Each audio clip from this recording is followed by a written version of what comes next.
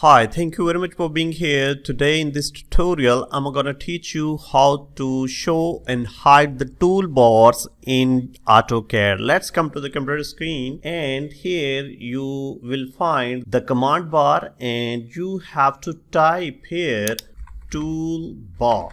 Here you will find two toolbar options. One is toolbar and dash toolbars. You have to click this dash toolbar, and now you have to put the name of the toolbar. If you know the exact name, you can type it. For example, if I want to show the toolbar of zoom, I have to write it here, zoom.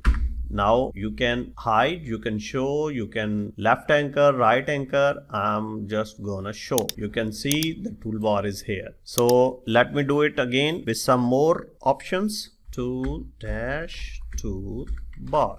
Now if you want to show the all tools, you have to select it or type all here. If you want to show, just click this or type it here, show.